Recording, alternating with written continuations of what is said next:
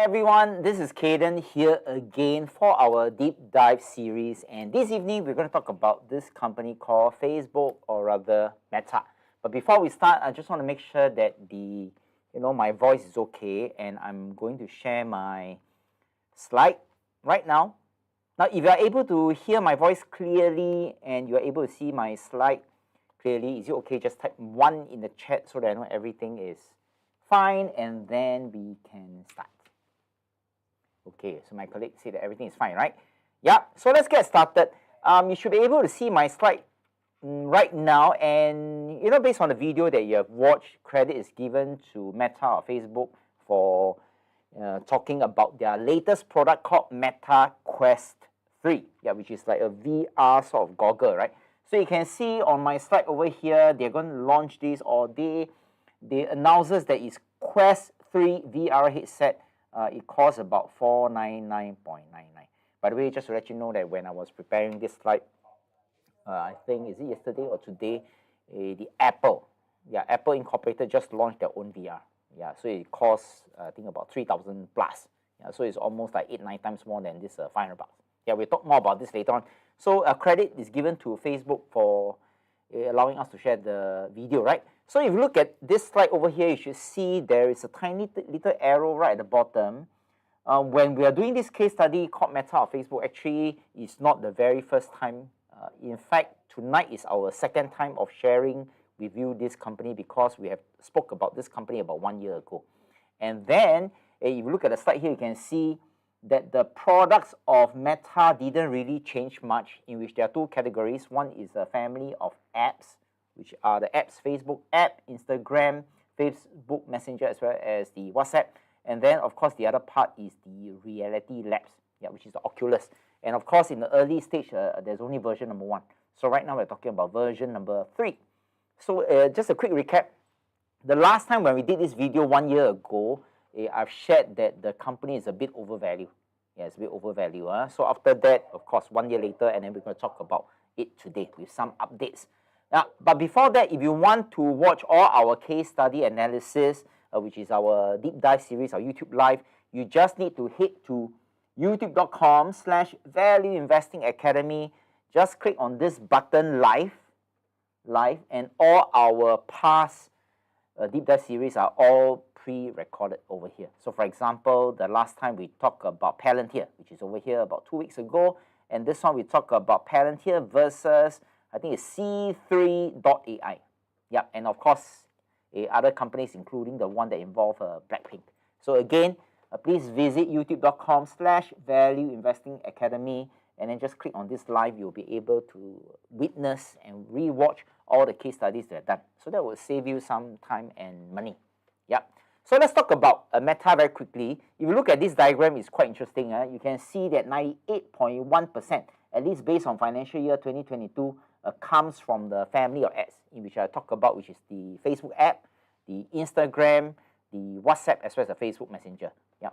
And of course, the Oculus, right, takes out a very small part, which is this 1.9%. And if you look at the net margin, I will share more about detail what is net margin. Is about 19.9%. So what is this? This is close to about 20%. I'll consider quite a very huge margin. Yeah, but even though it's a bit huge margin, at least from my perspective, you may know that I think for the past many months, Facebook or Meta has carried out quite a number of retrenchments.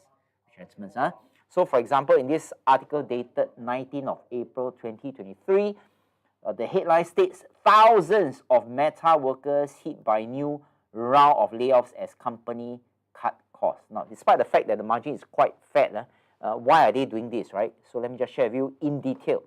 Now, in 2022, Meta has approximately about 87,000 of employees. So the storyline starts from this part. And then subsequently in November, which was last year, the company laid off 11,000. Yeah, 11,000.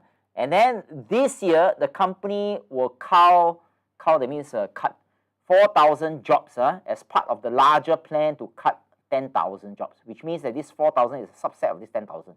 So here they already cut 11,000, they're going to further cut 10,000. Yeah, but they have already done the 4,000 out of the 10,000. Yeah. So over here, so Meta is on track to cut a total of about 21,000 because of this 11,000 over here, 11K plus the 10K over here. So total is a 21,000. They say as though like it's a fun thing to do. So Meta is on track to cut about 21 jobs and has implemented a hiring freeze, for most new roles, while these cuts target technical workers and of course also affect business groups. So in total, remember 21,000. They have done 11,000. Total is 21,000. They have done 11,000. This year they're going to cut a further 10,000. But as of now, I think 4,000 has been cut. So why did they do that? So if you talk about a total of 21,000, of their total staff of about 87,000, which means that they plan to cut 21.4% of their entire workforce. That is about 1/5. I think in the corporate world is quite substantial. 21% is quite substantial. But the question is why, right? As investors, I mean, why do you cut? Of course, the first thing when you hear about retrenchment, layoff, golden handshake, whatever terms that is being coined, ultimately we want to reduce the expenses. But before we talk about reducing expenses, what expenses, some nitty-gritty, right? I'm going to introduce to you some terms that we need to understand as an investor. Now, in case you're not from a finance background like me, you're not from an accounting background like me, it's important for me to introduce to you some terms. These are like the languages of money. So the first thing we must understand that whenever a company sells any product or services, they will collect money, right? And in their financial statements, specifically, the profit and loss statement is recorded as revenue. And in order to produce that product, for example, here I have a cup of water, right? And let's say if this is a cup of coffee. So in order for me to sell this cup of coffee, we need the cup, we need the water, the coffee bean, the sugar, the stirrer, and then all this direct costs that are being involved to produce this cup of coffee. So all the direct costs that are being involved is simply called the cost of goods sold. So in other words, if you want to sell certain goods, there is a cost, right? And here specifically, we are referring to the direct cost. So revenue minus the direct cost, which is the cost of goods sold, you end up with something called the gross profit. And gross profit, if you further minus other sort of expenses, predominantly are indirect. So cost of goods sold are direct, the rest are indirect. So for example, general admin expenses, selling expenses, and so on. Now, so let me just pause here for a short while and relate to the retrenchment. Remember, total they want to cut 21,000 headcount. So this 21,000 headcount actually is parked under, right? Broadly parked under this category called SGA. So in other words, they are trying to reduce this SGA. But so what, right? So the moment they reduce this SGA, and assuming that R&D things don't change, their operating profit theoretically should go up. Because if you reduce the expense over here, it should go up. And of course, this operating profit minus all other expenses. I purposely remove all the terms, so that it doesn't flood you with all these terms, right? Minus whatever remaining expenses and so on, you end up something called the net income. So in other words, sometimes you hear people say, oh, the company is profitable. So for example, for Grab, right, it's not profitable yet. So in other words, for Grab, the net income is negative. It's not profitable yet. But for Facebook or Meta, it's profitable. So the net income will be positive. So sometimes instead of using terms like net income, they may use terms like profit or loss. Or sometimes use these terms called earnings. Whichever term they use, revenue minus whatever expenses, right, you end up with this term called net income. And if you take this net income as a percentage of revenue, then you will end up with something called the net margin. Let me write this down. And just now you see that the net margin is about 19%, right? So what does it mean, right? 19% of net margin, it simply means that 90% is 19 over 100. Sorry, a bit of math, right? Which also means that if the company makes $100 of revenue, whatever money they collect, minus whatever expenses, the whatever that's left is 19 bucks. So that's what net margin means. Net margin means, So since they're going to do some retrenchment is the manpower is part of SGA. So theoretically, if they reduce this SGA, net income should go up. Okay? If net income should go up, the net margin should go up. So what Meta is trying to do is really to cut down the cost, specifically SGA, so that net income go up, the net margin go up. And if you look at this line, right, why do they want to do it? Because if they don't do it, the graph is going to look something like this. Now, if you look at the SGA, remember we don't want SGA to go up, the cost to go up. We want it to come down, but it has been going up, right? Yeah, can you see?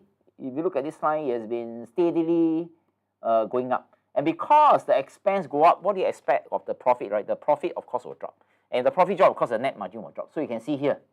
So imagine if you are the boss of Facebook, you're Mark Zuckerberg, if you look at this line every single day, yeah, I think you'll get upset. So one of the things they can do is to reduce this SGA so that hopefully this line, right, eventually goes up. Yeah, so now it's not really reflected yet because their retrenchment only started last year November. Yeah, it may take a couple of months before it's being reflected in the profit and loss statement. Yep, interesting, huh? So of all the expenses, why do they cut the humans?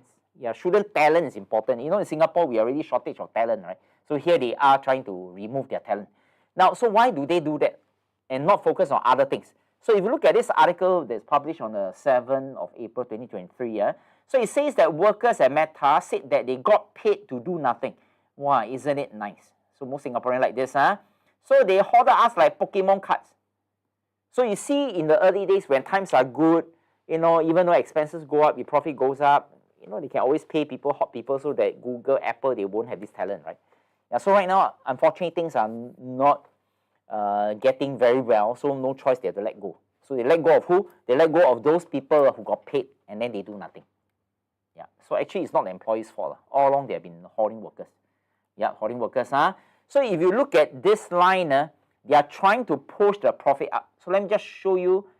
This is net income, which is this green line. Green line, right? Can you see the early days, you know, where every day is Sunday, everything looks so nice. And remember, this single dot is the quarterly earnings, quarterly profit. So, you know, uptrend, everything is so fine. Until here, right? Until this point, 2021, when a bear market comes, competitors such as TikTok, all this comes in, take away their advertising revenue. So you realize that their profit drops. Yeah, so when the earnings drop, their profits drop, the share price eventually will drop. Eventually it will drop. So these two lines usually correlate. So right now, at this point, they're trying to fix it. Yep, so do you see where the retrenchment took place during the last part of 2022? So you can see after they start the cut job, do you realize that their quarterly profit goes up? Yeah, already, huh? But the market, very interesting, right? Market overreact here. It reached to a new low. And then suddenly, just a small little increase in quarterly profit. Suddenly, the market respond very positively. And then it goes back here as though nothing has happened. And if you look at their PE ratio, price to earning ratio, now PE ratio is 33. Now, I'm going to explain what is PE ratio first. Yeah. But before we talk about PE ratio, do you realize that here is a new low, right? At this point, it's almost equivalent to a new high over here in year 2022. Yeah, so the market, yeah, I think it's fine. Nothing is going to happen. I do not mind overpaying. So when PE is equal to 33, what does it mean? PE equals to 33. 33 is the same as 33 over 1, right?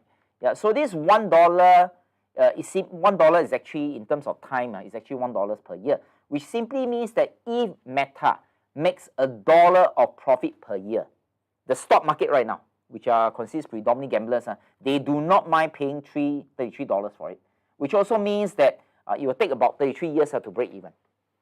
Yeah, PE 33 in the tech world, I wouldn't say it's that high because I've seen high PE ratios such as 400. Yeah, so 33 I don't think it's that high, but if you compare the past and the future, it's pretty high. Even though the quarterly earnings has only recovered a bit. So quarterly earnings recover a bit, the price suddenly shoot up. People quickly jump in and buy. Yeah, so a bit of an overreaction. Yeah, so this is what is happening from the beginning until now. So let's, we are going to go deep dive into the Meta so that at the end of this session, you see whether does it make sense to you. But remember right now, just now, right in the beginning, I talked about Apple's new gadget called Vision Pro. Yeah, this was just released yesterday. Wow, very, very good news. Yeah, if you look at this goggle, it looks a bit different from the Meta one. Yep. Remember, Apple tends to launch this a $3,500 US. Wow. So Sing dollars is about 4,000. I can buy 2 on my HP laptop. Okay, so it's quite pricey. But who knows? People may just queue up overnight to buy one of these. Okay, so let's go deep dive into the Meta's fundamentals as well as some of the research that we have found. But before that, as usual, our routine SOP, right? Just take note, the purpose of tonight's case study, which is Meta, is to illustrate the application of value investing from value investing angle in the context of real life company, of course, Meta. So remember, whatever we say tonight, so under no circumstances does any of the information provided in this evening case study represent a recommendation to buy, sell, or hold any stocks. So remember, we do not take into account your individual characteristic profile or risk appetite of any given investor. And remember, in no event shall VIA nor any of author, which is me and Hillary, be liable to any one of you for damages of any kind arising out of the use of any content shared here. So remember, neither my Clancy's investments, VIA, nor the author, which is me and Hillary, are operated or affiliated with any broker, dealer, or licensed financial advisor. We are safe. Okay. So I'm going to hand my airtime right to Hillary, who has spent a lot of work doing this. Yeah. So thank you, Hillary. Over to you.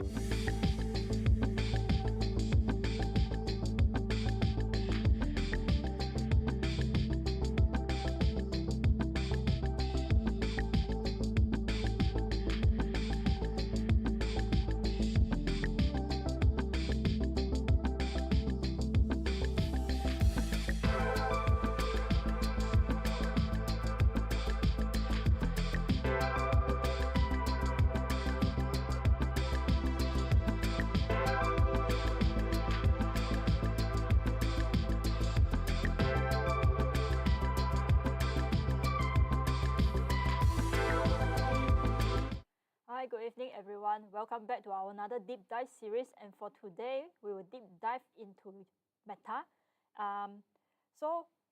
Earlier Cayden has shared about the Meta Quest 3 and also Apple's latest VR tool, which is the Vision Pro. So everyone must be getting excited that, oh, is Metaverse still here? Because earlier on, before about like 2 years ago, where Mark Zuckerberg changed his company name from Facebook to Meta, he actually changed it is because he has a very impressive vision about what is about Metaverse. So for today, let's look at whether it's still Metaverse really alive.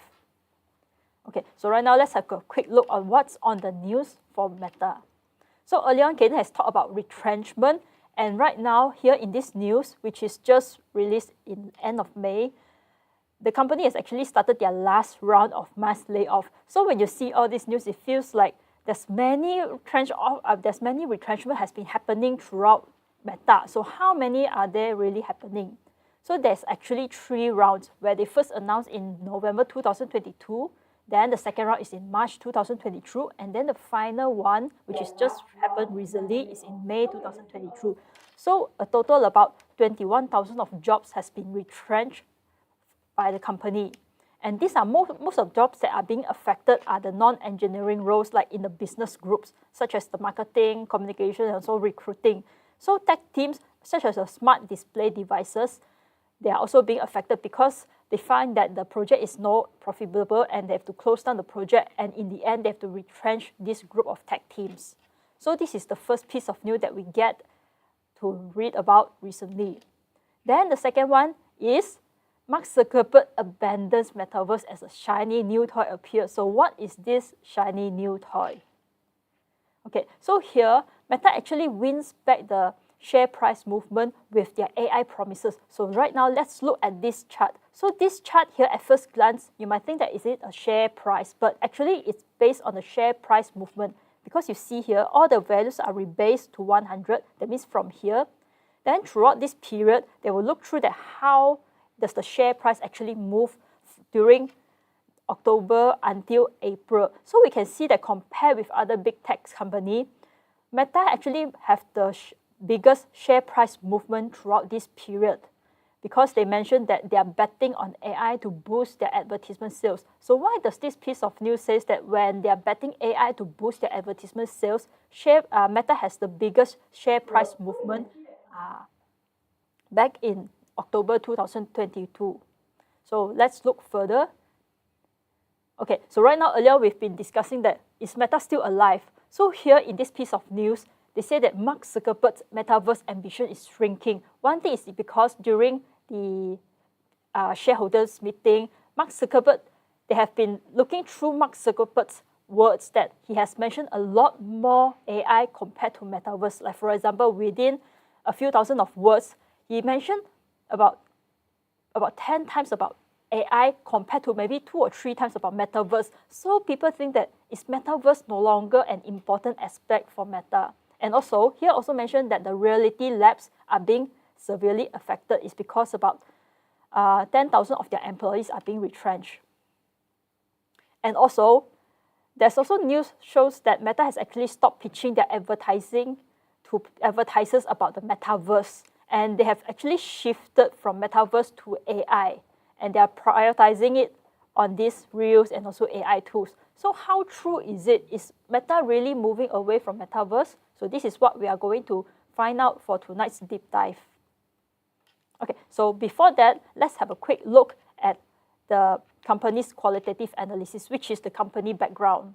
So here, Facebook is now rebranding to Metaverse back in 2021. So in here, they actually mentioned that the company will be operating into 2 business segments, which is family of apps and also reality labs, which was being shared by Cayden about 1 year ago, that how the company is being rebranded, how they are being restructured. So tonight we have a quick look on this.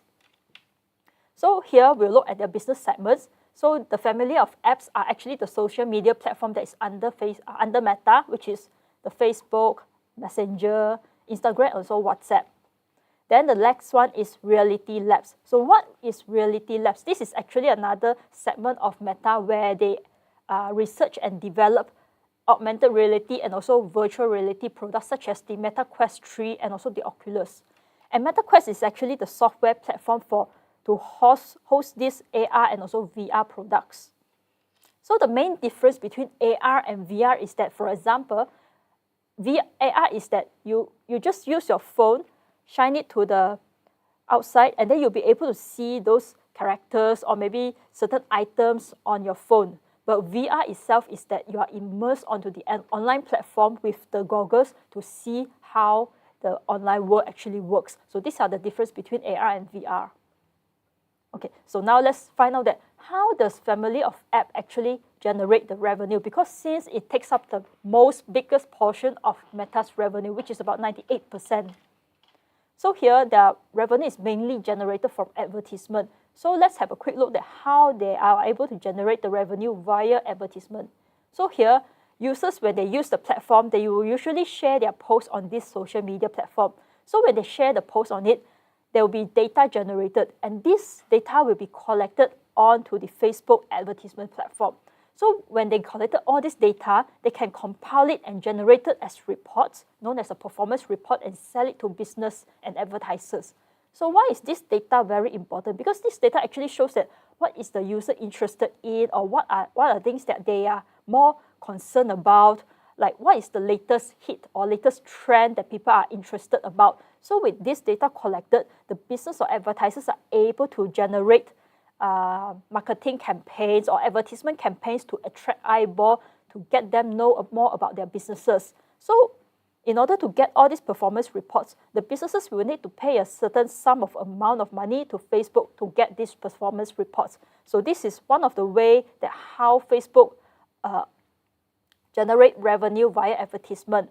So once the businesses or advertisers have set up their advertisement campaign, this will be shown onto the social media platform. So have you ever noticed that whenever you're scrolling through all of these social media platforms, sometimes you'll be able to see certain advertisements while you're scrolling through, and some advertisement might catch your eyeball because that is what you have been looking for previously on certain websites or on the social media platform itself. So that is how the advertisements are being shown on this social media platform to the users.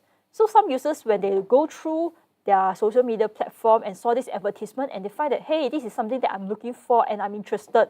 So they will go to the business or advertisers and maybe buy their products and services online. So that is how business and advertisers are able to generate money, and then they are able to invest their money into all these advertisement campaign that is being offered by Facebook. So this is one of the way that how Meta actually generate revenue via advertisement.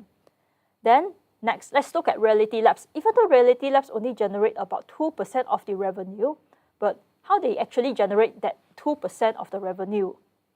So first, the revenue is being generated via hardware sales. As you can see here, the Meta Quest Pro, the goggles. Meta Quest 2 is the previous version. So right now they are launching their latest one, which is Meta Quest 3.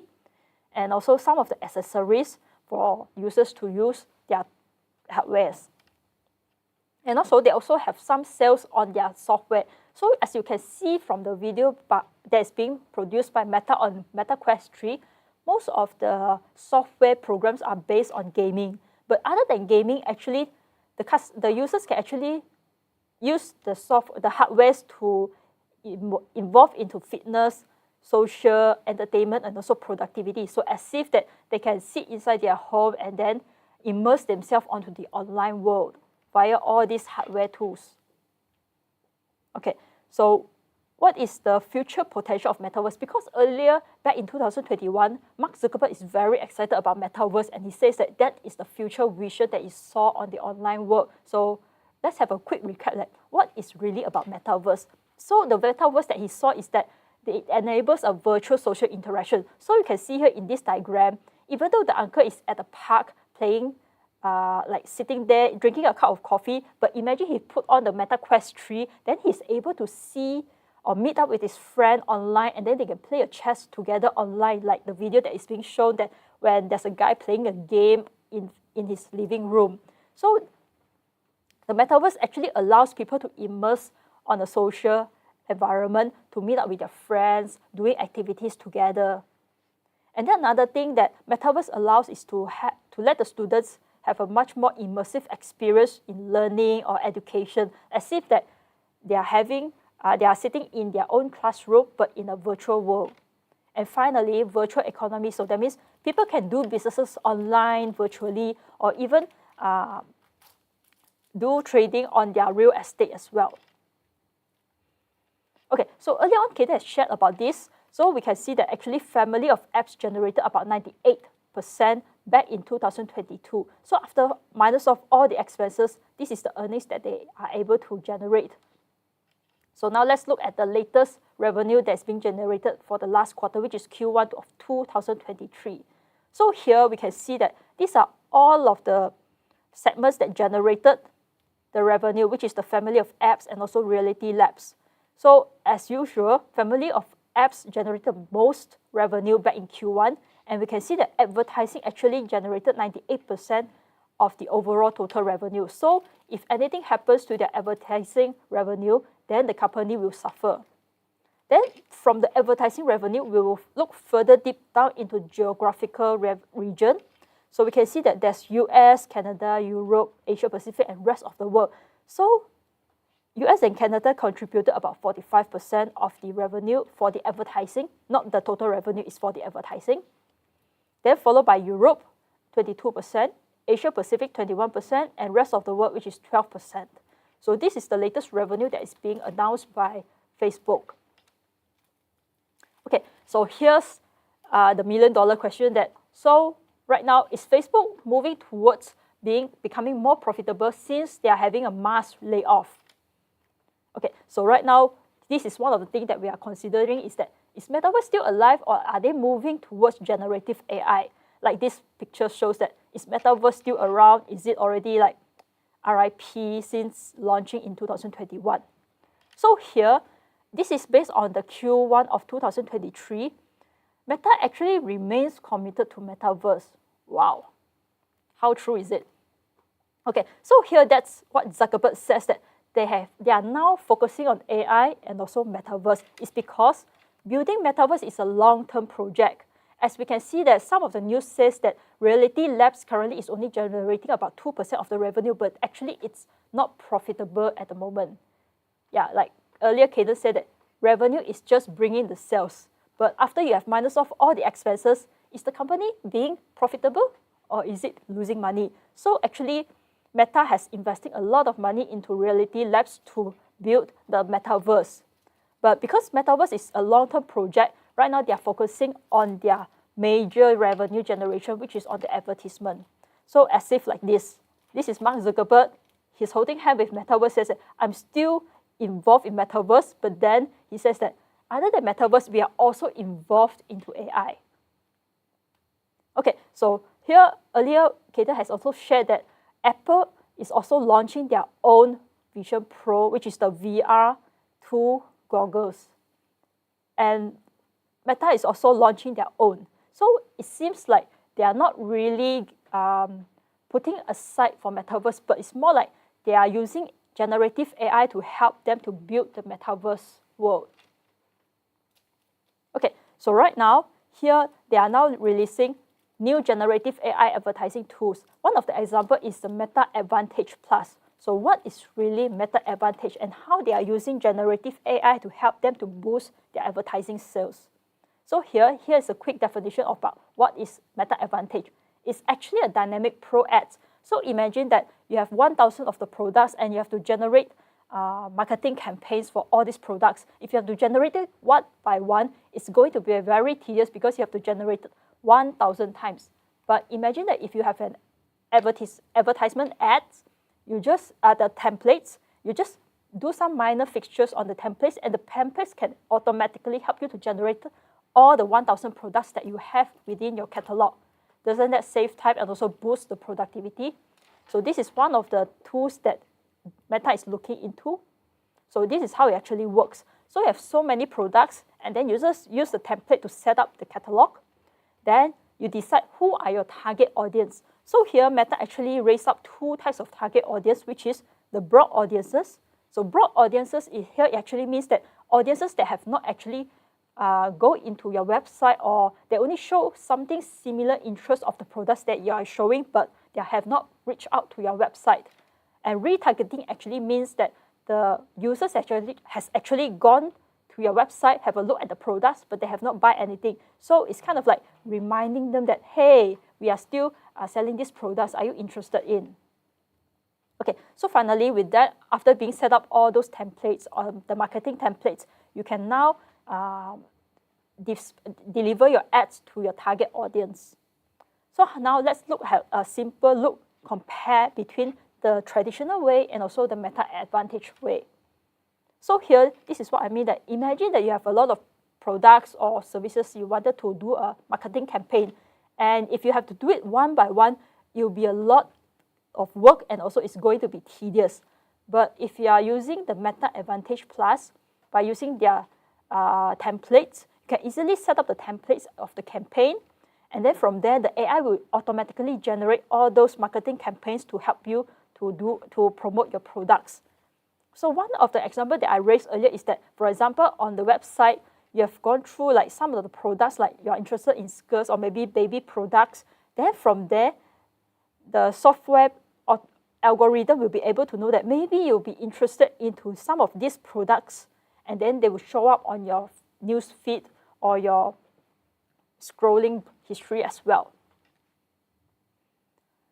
Okay, so now here for advertising as well. So Meta, instead of Metaverse, Meta is now promoting augmented reality on their AR Real ads and also Facebook stories. So what this actually means.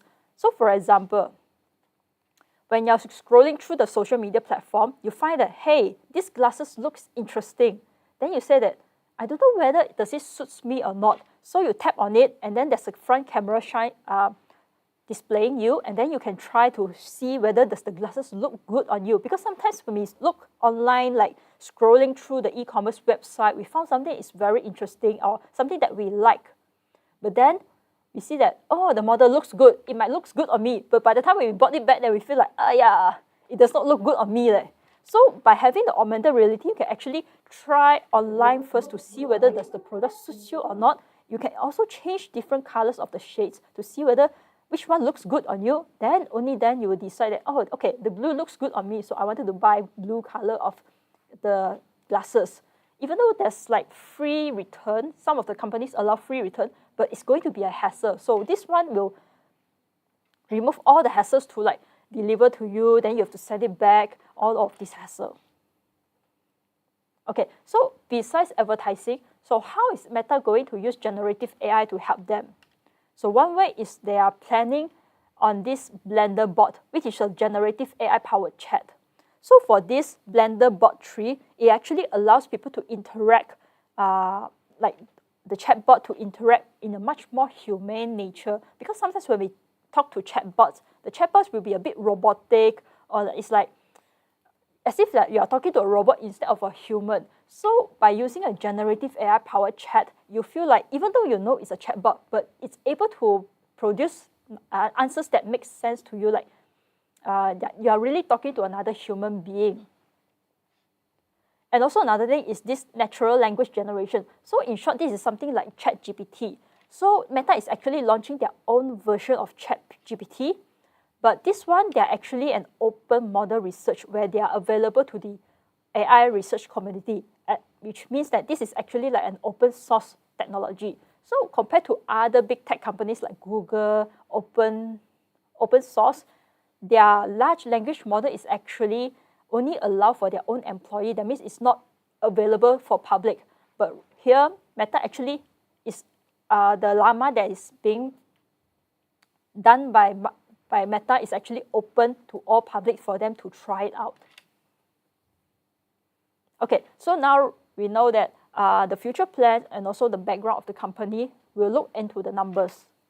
Okay, so here this is the annual revenue of Meta. So we can see that since 2013, it has been going up year on year. So it has been one of the darlings of Wall Street, but because their advertising revenue was being affected back in 2021, so you can see that there's a slight drop into it. And also, because this one is their earnings per share, so that means for every share that the investor purchased, how much earnings is the company generating? So if the earnings per share is $10, it means that for every one share that the investor purchased, the company is actually generating $10 of the earnings, which is their net income. And we can see that year on year, their earnings is actually increasing, but then there was a sharp drop back in 2022. This is because that the company is investing a lot of money into the reality labs to develop metaverse, and also there have been a hiring spree. That means they've been hiring a lot of people, keeping them aside like Pokemon cards, and that increases their SGS, so which brings a drop into their earnings. So this is one of the reasons why they are going for retrenchment in order to keep the company profitable again. So this is in the annual term. So what about their latest quarter result?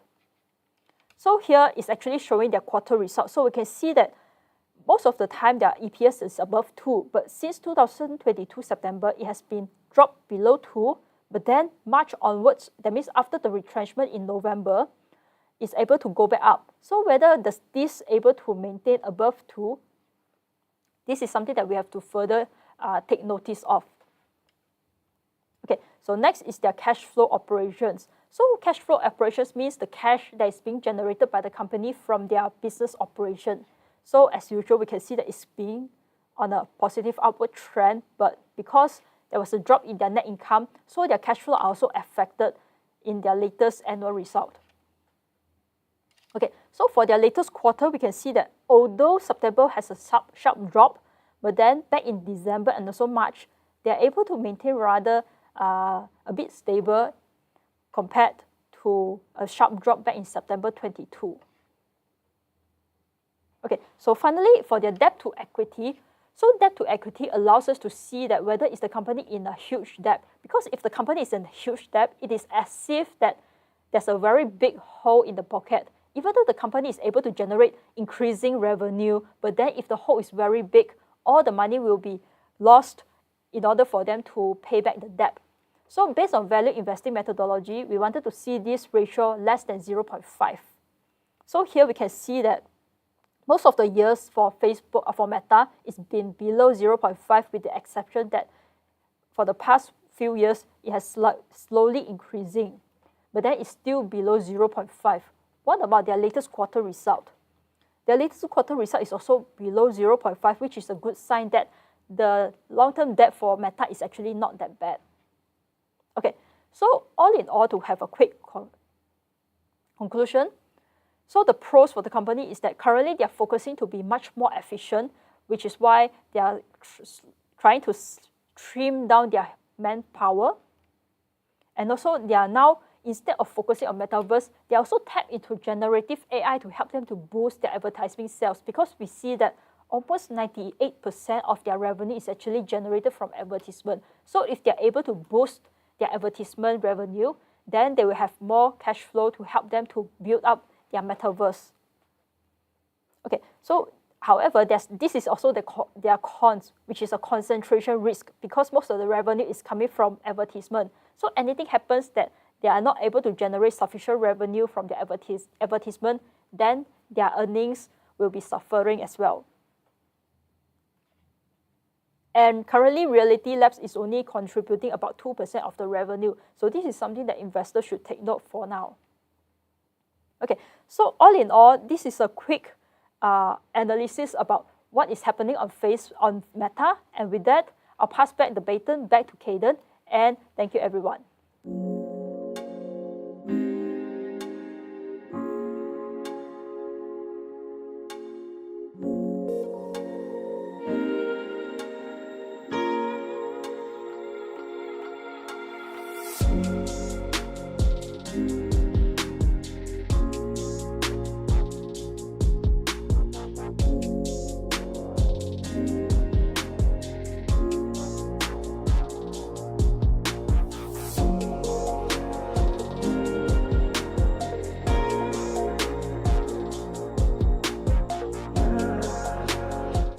Hi, ladies and gentlemen, welcome back. So I've already flashed the last slide of what Hillary has presented, where she concluded that there are pros and cons, of course.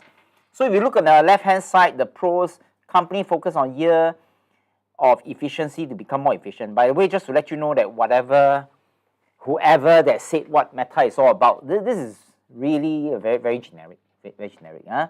So here you tap into generative AI to boost their ad services offerings. Now just to let you know that I've been using Facebook ad since, let me try to rewind back into time. Right now it's 2023, right? I think I started Facebook ads maybe about 2010, 2011, I think so, where I think the cost per click, I think it's about 10 cents. So that was the early days. So it's quite a manual exercise. And of course here they're saying that generative AI, so in other words for advertisers such as us, there's lesser work and so on. So I think over time, I'm just assuming that over time the staff that is in charge of this Facebook ad may require less and less trial and error, less and less technical skill. So I think they are heading to the right direction. Yeah, but remember they're still competing, right, with a lot of companies. Yeah, and 10 years ago, there's no TikTok. Suddenly, TikTok just came out. So anything could happen within this next 10 years, 20 years, 30 years. So it's very hard. So if you look at the cons, majority of revenue is generated via advertisement. Yes, which is true. That's why TikTok is coming in to take a piece of their pie, right? Reality Labs only contribute 2% of revenue. So I'm just sharing my thoughts. I think in future, and who knows when, right? Whether 10, 20 years, it would be nice. It would be nice if VIA run a training company. It would be nice if our training caters to overseas students, and assuming that every single of the student has an Oculus. But remember, they have to pay, which is 400 plus. So in other words, I'm just assuming, right? Whether it's 5 years, I am not sure. Whether it's 10 years, I'm not sure. But assuming that the student doesn't have any problem with the money. So in other words, 5, 10 years from now, maybe we'll be conducting our value investing program overseas, and then each of the students will have an Oculus. Yeah, and I can imagine that I'll be in class standing. I'll be talking, maybe using my hand, wave as though I'm writing on a flip chart.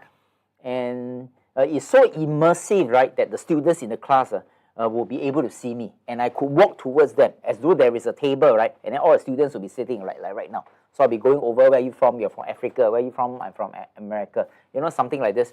But in order for that day to come, it's really difficult. 3 years, I'm not sure. 5 years, I'm not sure. Yeah, but that's the problem with such company, because it's very difficult.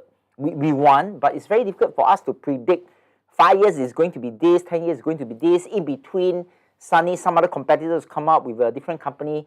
And because it's difficult, it's very difficult for investors to do a projection of the intrinsic value. Yeah. So number one, their future is uncertain. That's number one.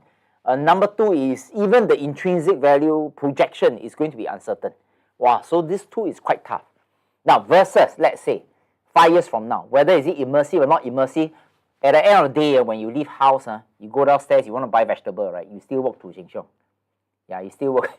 So for such companies, things don't change. So you ask yourself, when you want to invest, do you want to invest in something where 5, 10 years you're not so sure? Yeah, even though as of now people are talking about it, or 5, 10 years is more of a certainty that you know that your money is still safe. Yeah, so it's a matter of choice. Now, if you come back to here, I find this one quite interesting. Like for example, Hillary was talking about this. I personally find this interesting. So for example, if I'm Michael Kors, I run an ad. Yeah, Michael Kors, you know, they sell handbag orders. And then there's a button, tap to try. Right now, you don't really tap to try. Right now, if you click on this shop now, right, it goes to a website. It goes to a website, and then, of course, different models of specs and so on. But it's interesting when you tap, instead of the website, it goes to here. Yeah, so I find this quite interesting. But remember, right, if Facebook do this, I'm not surprised that one day Google will do this. And I'm not so surprised that TikTok will do this. Yeah, so whatever technology they are doing, other people are doing. That includes Oculus. And then Apple is coming out. Wow, so there's a lot of uncertainty, even though it sounds sexy. Yeah, I personally will use Facebook, but it's really difficult to see what's going to happen in the future. Yeah. So let's come back to here, right? Now, remember all these little green dots are the company's profit or net income. Luckily, they are profitable. It's definitely better than Shopee, right? So they are profitable. They are doing fine until this point. Bear market comes in and then it drops. Now, from here onwards, which direction we are not sure. But because they are cutting headcount, right? At this point, the quarterly should go up. Yeah, go up. But after the expenses has been realized, as in they already cut already, they're no longer going to cut some more. So the SGA, right? Remember, okay, this is the lowest that we can go. Yep. So the profit, I'm just guessing, right? That most likely the quarterly profit may go up. At some point, it has to stop because we already finished cutting already. So where would the profit stop? We are not sure. So after this point, new things has to come in. Generative AI, whatever they call it. Yeah, something has to come in to push the advertising further. If not, it may stay stagnant. Yeah, so remember, the future of tech companies, sexy company like this is unpredictable. Anything could change. Anything could change. Yeah, so let's come back to here, right? Now, if you pay attention to the quarterly earnings per share, the level is here. Level is here. Yeah, so let me just move a bit. So just take note I'm going to show you this diagram over here, right? So this part is July, right? July 2020, So just take note, At July 2020, the price point was really high. Was really high, So let me remove this diagram. 2020 July, maybe somewhere around here. Somewhere around here, So you can see the price point was quite high because the quarterly earnings reaches a certain peak. Yeah, certain peak. So at this point, wow, it's peak, right? So you notice that the price overshot. So people do not mind overpaying. Yeah. So whoever that bought here, they're going to be some problem. Yeah, because whoever bought here, suddenly the price drop. Yeah, I'm not very sure are they holding. Now ask yourself, when you buy here, do you have the guts to hold until here? This is a difficult journey. Yeah.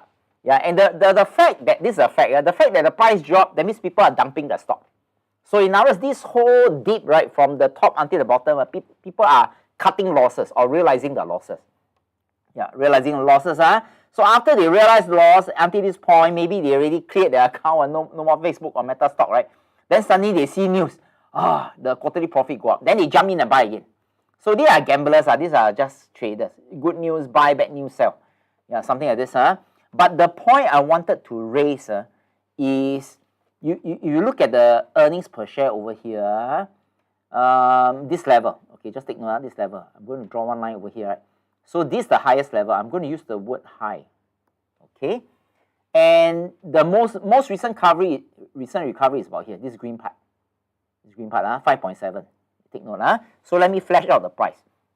So you can see here, right? The earnings per share is the highest.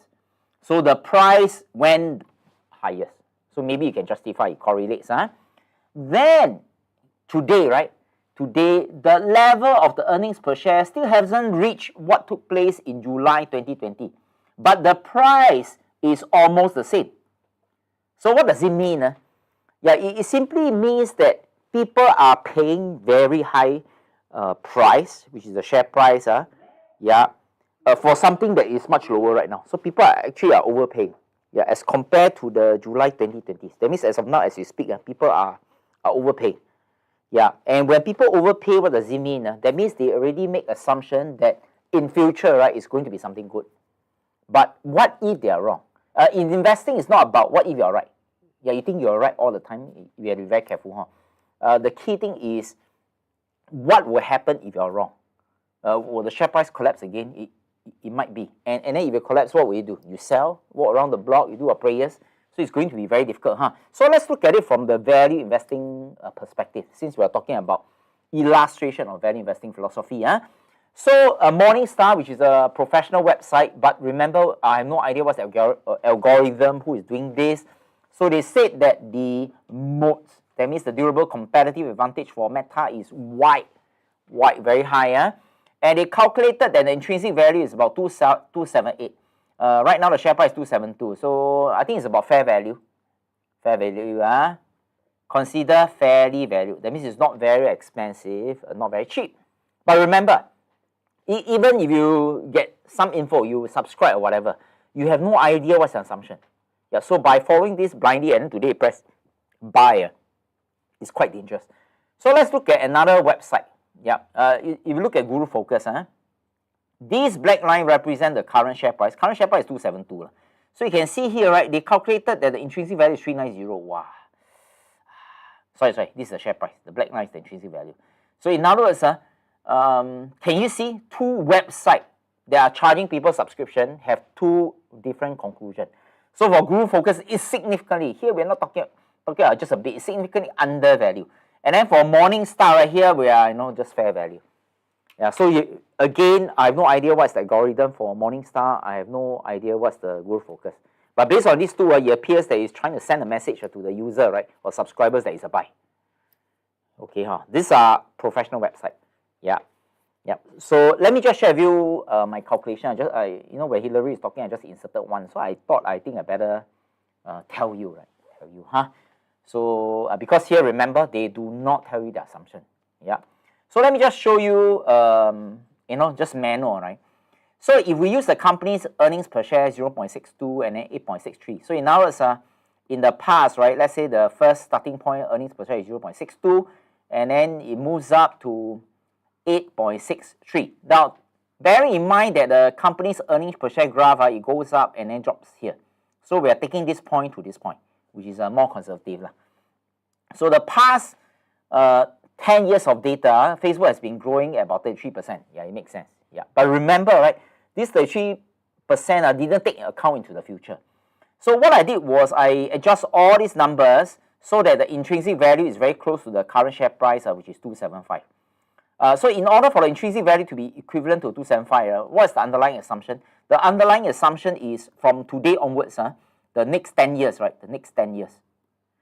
Yeah, Facebook's earnings per share need to grow at 25% per year. So 25 for next 10 years.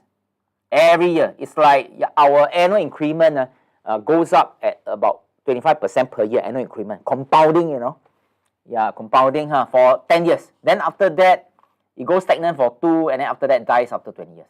Yeah, I think this part is quite conservative because Facebook may not be around 20 years later. Yeah, so it's just my gut feel, right? I have, so if we accept this intrinsic value, so what are we telling ourselves? We are telling ourselves that in the past, Meta has grown at 33% per year. Yeah, and then from today onwards, after this YouTube Live, Facebook will continue to grow at 25% per year for the next 10 years. And then after that, 2% for the second 10 years. And using the assumption, the company is fairly valued. Yeah, the only thing that, of course, with a 30% margin of safety, my discomfort, I don't have a number to prove it. My discomfort is this 25%. Yeah, because previously they are able to grow at 33% because there's no TikTok. Yeah. So right now with TikTok, I'm not very sure, is there going to be a new platform? I'm really not sure about assuming 25%. Yeah. So even though right now the intrinsic value, I play the numbers, 277, I think it's quite risky. Yeah. If we buy the stock right now. So remember, this is just my opinion. But of course, Morningstar disagree, and Guru Focus disagree. Okay. So I leave it to you, right? But let's play a game, huh? Yeah. You don't have to take my word for it. Anyway, for today, it's just for illustration purpose, right? So I'll just need my colleague to put up the vote as usual. Yeah, before we go and press buy, anyhow buy, right? We better understand. Yeah. So if let's say today you are seriously consider to buy Meta, you like it, whatever. People recommend it, doesn't really matter. So to ask yourself, does it belong to basket number 1? Do you think Meta is a low risk, high return game? Or do you think Meta is a high risk, low return game? Or do you think that Meta is a high risk, high return game? Yeah, please select the poll, and then later on my colleague will show the results. So this is just for fun, right? Yeah. So I'm just going to keep talking to buy the poll sometime. Just help us to participate. As of now, feeling-wise, I like Facebook. I like to use the app. Yeah, I'm addicted to it. Yeah, but remember, stocks do not know that you buy it. Yeah, stocks has no feeling for you. It's just an instrument for us to make money. So we have to be very careful not to be emotionally attached to a stock. For example, some people are emotionally attached to Tesla. If you say anything bad about Tesla, right, they will curse at you. Yeah, so it happened to me before on Facebook. I mean, it's a stock, you know what I mean? Even if you curse at me, Elon Musk also wouldn't give you a trophy, right? Yeah, so I let my staff sort out the poll, and then eventually it's going to be published on the live chat. We have about 100 people. Yeah, oh, is it on the live chat, really? Okay, let me just... 10 votes, I couldn't see it. Oh, it's okay. So only 10 votes, so it's okay. So let me just move on. Yeah, so remember, the only chance that you buy is when I may need... Irfan, have you published the poll results? Yeah, okay, so the poll result is out there, about 14 votes, 14 votes. So low risk, high return is 7%, high risk, low return is 42%, so high risk, high return is 50%. It looks quite sensible to me. Yeah, it's definitely not the first basket. It's definitely 2 and 3. So I let you decide. Charlie Munger's perspective is, as long as it doesn't fall into 1, it falls into basket 2 or 3, you will give it a miss. So I leave it to you, right? I leave it to you, Yeah, but if you cannot stand this kind of thing, like 1 year, 2 years, 3 years, what's going to happen, compete, whatever you said, I think there's some good news for you, Now, just to let you know that tomorrow, is it tomorrow? Today is, it's actually Thursday. Yeah, so every day to me is a Monday, so I've lost track of time. So it's not tomorrow, it's Thursday. So Thursday on the 8th of June, from 7 p.m. to 10 p.m., just to let you know that we are having a gathering. So originally, this event is strictly for our graduates. Yeah, graduates. But we want to let people know what investing really is, because there's just too many hype and get rich quick about investing. So we just want to let you know what are we doing. And we have been meeting our graduates for the past 13 years. So since June 2010, we have been meeting our grads. We have been empowering them or imparting knowledge to them so that they could meet their financial objective. So in this case, you can see, but for the very first time, I think the last time when we did it was maybe 6-7 years ago. For the very first time, we are opening up this gathering, our own gathering, which is exclusive to you, if you're not our graduate yet. So we call this on-site, because we want to have a chat with you. On-site event, we call it Empower Your Financial Future. So let me share with you who are the speakers for that evening. Yeah. So the first speaker is Hilary Chong. Almost forgot. The theme, right, is Build Your Portfolio in 3 hours.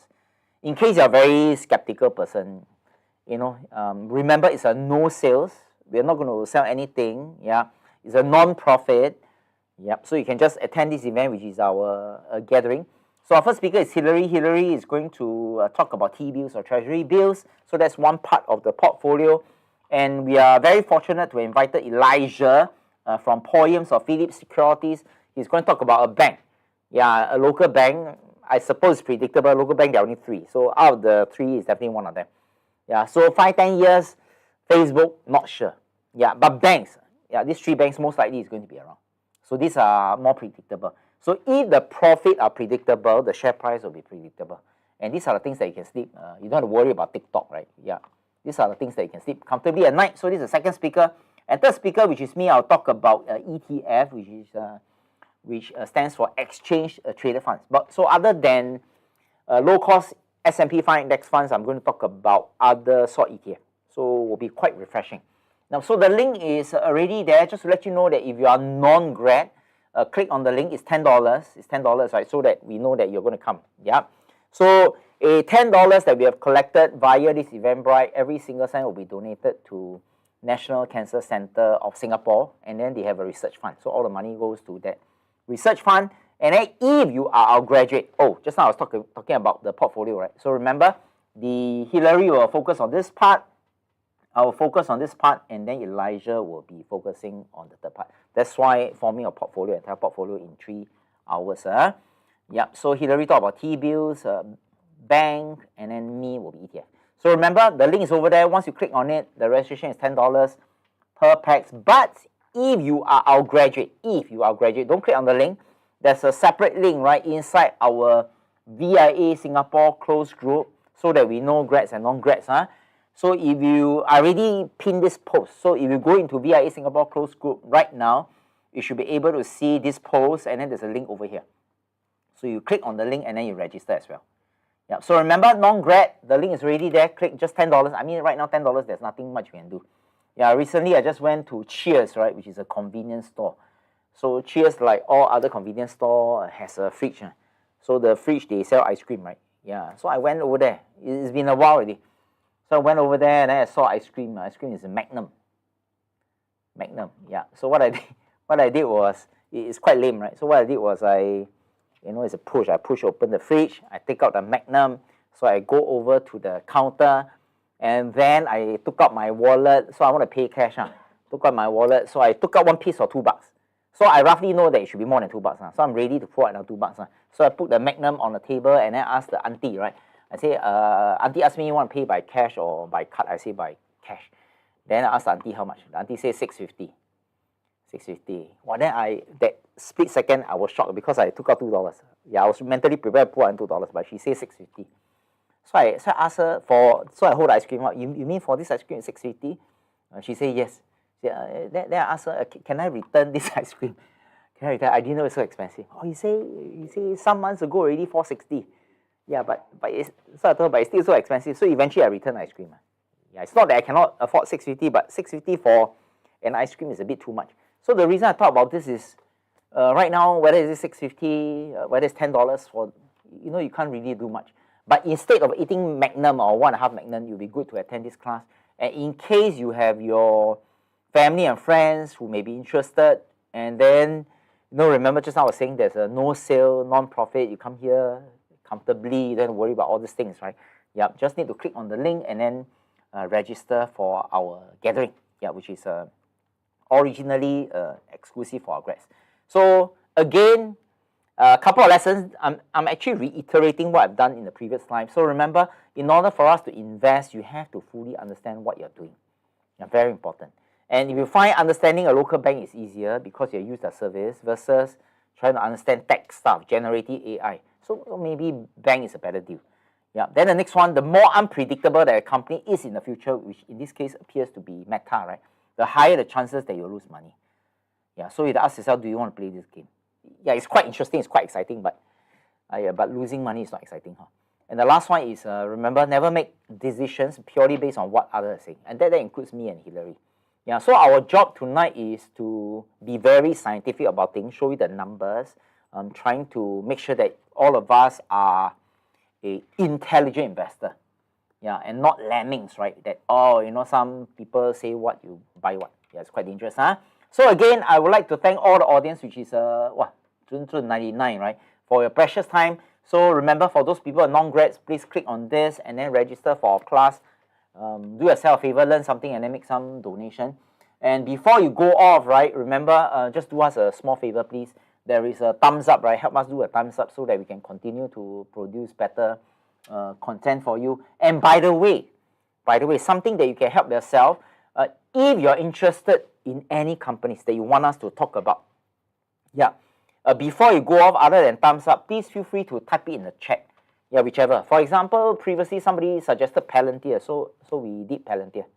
Yeah, somebody talked about Facebook, so we did Facebook or Meta. Okay, please feel free before you go off. Just two small things. Press on thumbs up. Leave your whatever stock, right? Yeah, the ticker, right? The ticker behind or the company's name, and then we look through the list. If we find some companies are very interesting, we'll do it the next deep dive, so that we can share what we know with you. Okay, so ladies and gentlemen, Angeline, okay, thank you. So remember, non-grads, click on the link, register. Grads, go inside our closed group and then register. Okay, so with that, ladies and gentlemen, we're going to end our deep dive today. So just take note, within this event over here today, tonight, we have myself, we have Hillary, we have Irfan, who is our back-end support that is doing all this work. So remember, we represent VIA. We have been around since 2010. VIA stands for Value Investing Academy. And by doing this deep dive, right, our mission is quite simple. We care to make all of you a better investor. Okay, so all of you have a good evening. So I shall see all of you, some of you, in our next deep dive. So remember, non-grads, click on the link and register. I shall see you. Okay, goodbye.